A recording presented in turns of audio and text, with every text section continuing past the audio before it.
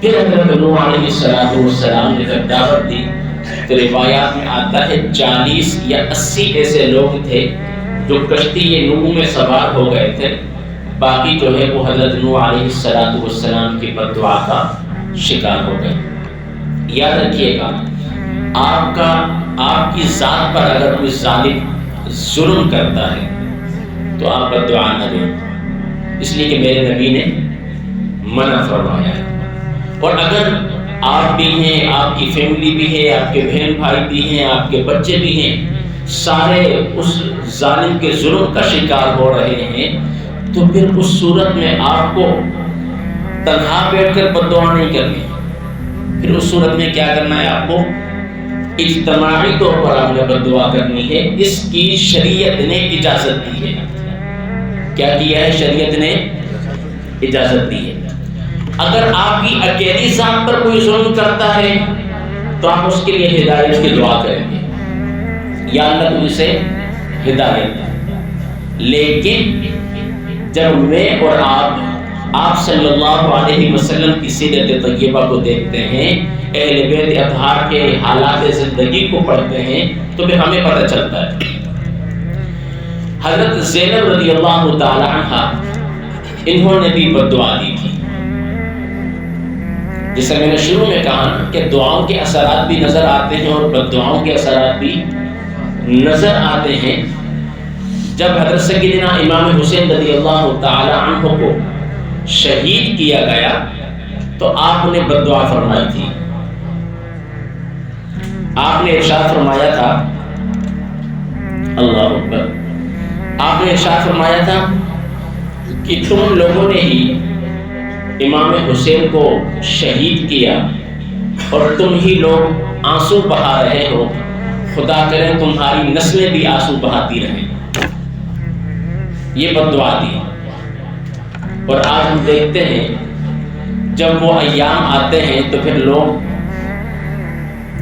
کیا کرتے ہیں؟ رونا شروع کر دیتے ہیں۔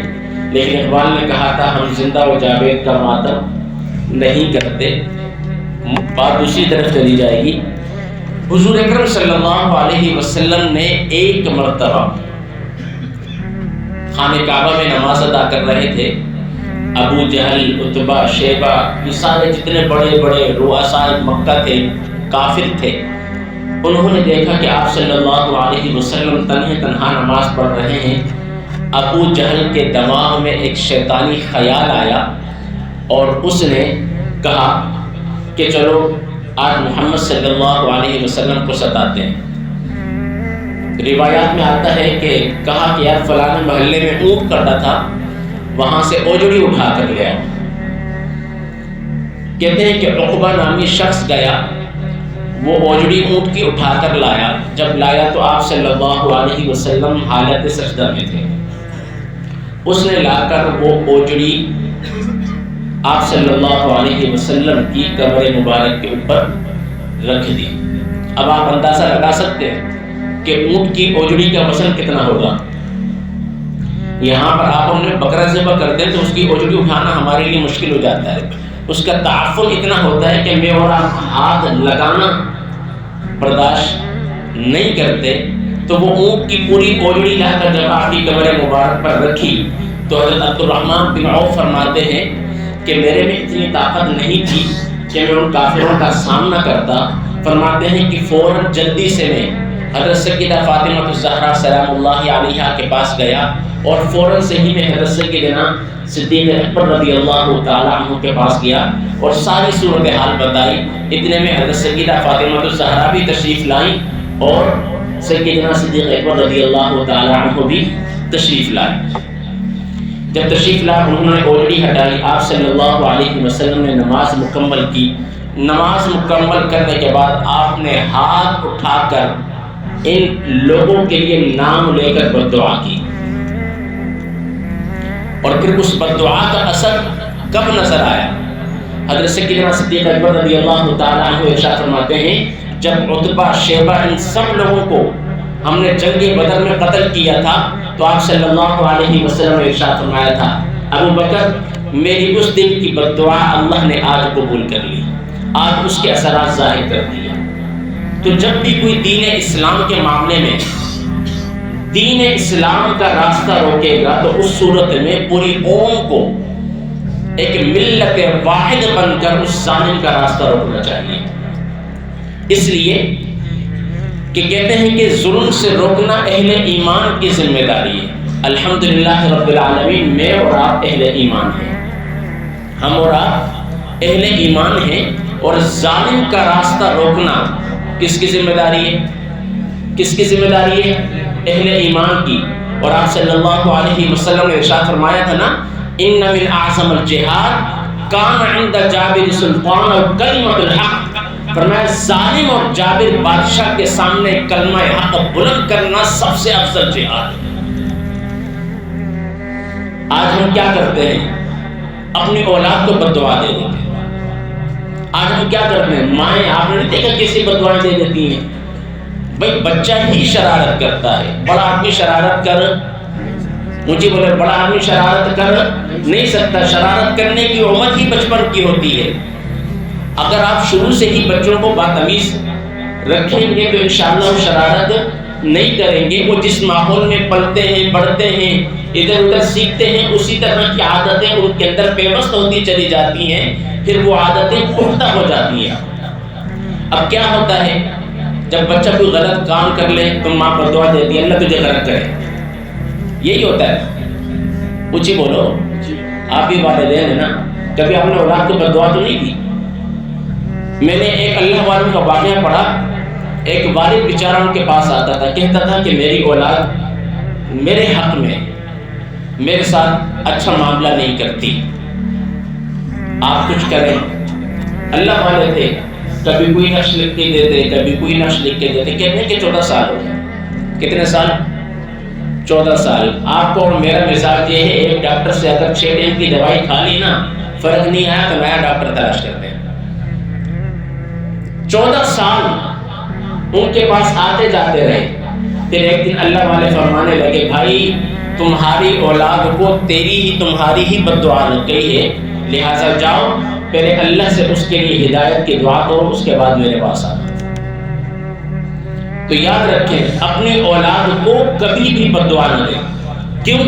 آپ صلی اللہ علیہ وسلم نے حدیث مبارکہ کے اندر ارشاد فرمایا، اپنے آپ کو ہم لوگ کیا کرتے ہیں، تھوڑی سی ٹینشن آ جائے، پریشانی آ جائے، مصیبت آ جائے، کہتے ہیں یا اللہ تو بھی موت دے دے بس میرے کو. اپنے آپ کو بد دعا دے دی نا. یہ حضور اکرم صلی اللہ علیہ وسلم نے ارشاد فرمایا، اپنے آپ کو، اپنی اولاد کو اور اپنے خادموں کو، اور فرمایا اپنے مال و متاع کو کبھی بھی بد دعا نہ دو، اس لیے کہ ممکن ہے کہ وہ قبولیت کا وقت ہو اور وہ بد دعا تمہارے اپنے قبول ہو جائے. کتنے لوگوں کا تذکرہ کیا؟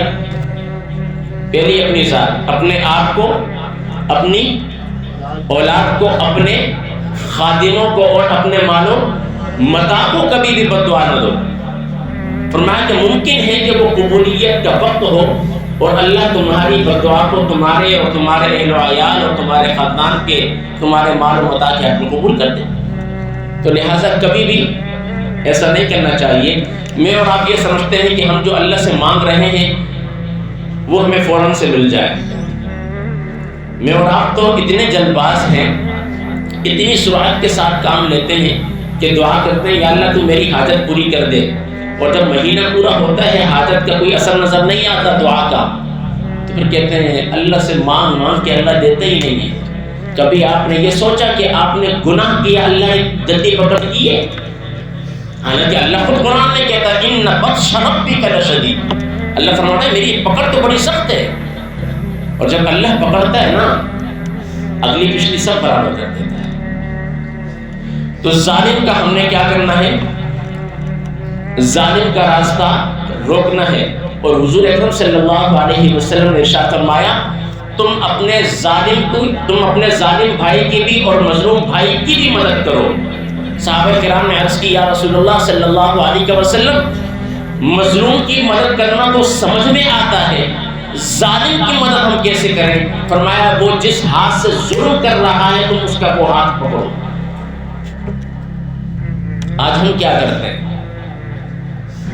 ظالم کرنے ظلم کرنے والوں کا ساتھ دیتے ہیں۔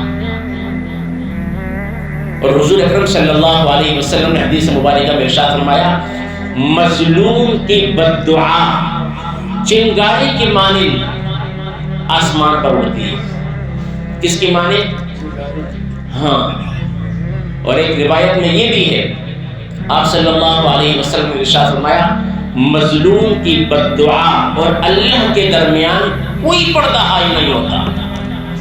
ہاں، لیکن فرق صرف اتنا ہوتا ہے کہ اللہ رب العالمین اس بد دعا کو کتنی دیر میں اس کا اثر دکھاتا ہے وہ اللہ کے اوپر ہے۔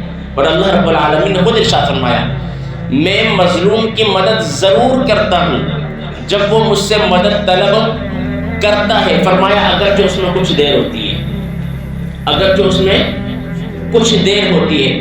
اب ہمارا اور آپ کا مزاج یہ ہے ہمارے بچے غلط کام کر لیں تو ہم بد دعا دے دیتے ہیں، ہمارا کوئی ورکر غلط کام کر لے تو اس کو بد دعا نہیں بلکہ گالیوں سے نواز دیتے ہیں۔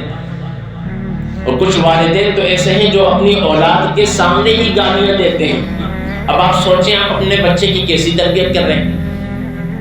میں ایک واقعہ پڑھ رہا تھا، حرم کعبہ کی سب سے جو پرانی جوڑی ہے نماز تراویح کی وہ دو امام ہیں، ایک شیخ عبد الرحمن السدیس اور ایک سعود الشریم۔ شیخ عبد الرحمن السدیس کے بارے میں جب ان سے کسی نے انٹرویو لیا، کہا کہ آپ خانہ کعبہ کے امام کیسے بنے، کبھی آپ کے ذہن میں تھا؟ تو پتہ ہے انہوں نے کیا کہا؟ انہوں نے کہا کہ یہ میری والدہ کی دعاؤں کا اثر ہے۔ کس کا؟ دعاؤں کا۔ کہتے ہیں کہ ہم لوگ صحرا میں رہنے والے لوگ تھے، میری والدہ نے آٹا رکھا گوندنے کے لیے، تو میرا بچپنا تھا، کہتے ہیں ساری مٹی پڑی تھی، میں نے مٹی اٹھا کے آٹے میں ڈال دی۔ کیا کیا؟ اب وہ مائیں کیسی تھی سر آپ سوچیں نا، اور آج کی ماں کا دونوں کا موازنہ کریں آپ۔ کہتے ہیں کہ میں نے مٹی اٹھا کر آٹے کے اندر ڈال دی، فرمایا جب میری امی آئی، امی نے دیکھا تو امی نے کہا خدا تجھے کعبے کا امام بنایا، یہ تو نے کیا کر دیا؟ بولا اس ماں کی دعاؤں کا اثر تھا، اللہ نے مجھے کعبے کا امام بنا دیا۔ تو مجھے اور آپ کو بد دعا دینے کے بجائے اپنی اولاد کو دعا دینی چاہیے۔ خدا تجھے زمانے کا بڑا عالم بنا، خدا تجھے زمانے کا پکا حافظ بنا، اس طرح کی دعائیں دیں۔ ہم اور آپ کہتے ہیں اللہ تیرے کو غرق کرے، اس طرح کے جملے ہم ادا کرتے ہیں، لیکن یاد رکھیں ظالم کے حوالے سے، اور علماء کرام نے باقاعدہ لکھا جو ظالم کسی ایک ذات پر ظلم کر رہا ہو وہ مظلوم اگر معاف کر دے تو اس کی مرضی، اور اگر ایک ظالم قومی ظالم ہو، ملی ظالم ہو، مذہبی ظالم ہو، فرمایا پھر پوری قوم کو ملت واحد بن کر اس ظالم کا مقابلہ کرنا چاہیے۔ اور اگلی بار کبھی بھی اپنی اولاد کو بد دعا، کبھی بھی اپنی اولاد کو بد دعا نہ دیں۔ آپ یقین جانیں واللہ منبر رسول پہ بیٹھا ہوں، کل جب میں نے ایک ساتھی سے کہا امام مسجد سے کہ میں اس موضوع پر گفتگو کروں گا، تو انہوں نے کہا کہ میں جو واقعہ آپ سے بیان کرنے لگا ہوں بھلا یہ میرے چشم دید واقعہ ہے، بلکہ میرے دوست تھے امام مسجد۔ میں نے کہا کیا واقعہ؟ کہنے لگے پنجاب کے امام تھے، پنجاب دیہات میں آپ کو پتہ تنخواہیں اتنی ہوتی نہیں تھی، 2000-3000 دیتے تھے، بعد میں کچھ آٹا دے دیتے تھے، کچھ چاول دیتے تھے، گاؤں دیہات کے معاملات ایسے ہی چلتے تھے۔ کہتے ہیں کہ کچھ کمیٹی کے لوگ تھے، انہوں نے امام صاحب کو بہت زیادہ تنگ کرنا شروع کیا، بہت زیادہ۔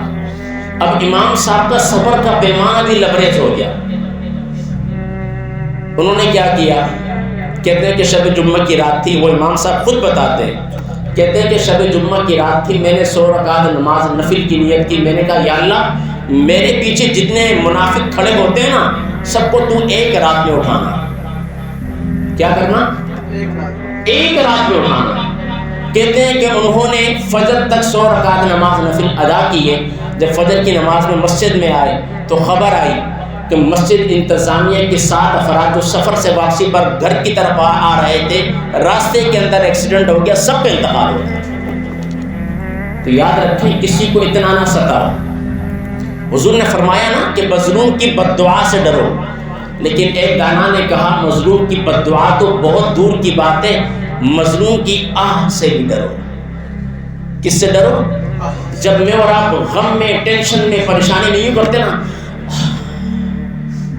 اللہ یہ بھی سنتا ہے، وہ تو علیم بذات الصدور ہے، دلوں کے حال سے واقف ہے۔ جب میں اور آپ ایسی صدا بھی لیتے ہیں نا تو ظالم تو سمجھ جاتا ہے۔ اور بعض جگہ پر کہا کہ اگر مظلوم کے ساتھ ظلم ہو رہا ہے اور وہ ظالم کے سامنے اس کے عہدے کی وجہ سے، اس کی طاقت کی وجہ سے خاموش رہا، کچھ نہیں بولا، تو فرمایا اگر وہ خاموش رہے گا اس کی طرف سے جواب وقت آنے پر اللہ دے گا۔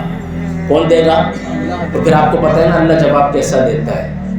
تو لہٰذا اپنی زندگی سے بد دعا کے معاملے کو نکال دیں، لیکن دین کے معاملے میں، قومیت کے معاملے میں، آپ نے ملیت کے معاملے کے اندر بھی کبھی بھی کمپرومائز نہیں کرنا، ظالموں کا قلعہ کما کرنا ہے، ظالموں کا پیچھا نہیں چھوڑنا، ان کو کیفر کردار تک پہنچانا ہے۔ اللہ تبارک و تعالیٰ مجھ سے اور آپ سے اور ہماری آنے والی نسلوں سے دین کا کام لیتا رہے، اور اللہ تبارک و تعالیٰ مجھے اور آپ کو ہمیشہ حق اور سچے لوگوں کا ساتھ دینے کی توفیق عطا فرمائے۔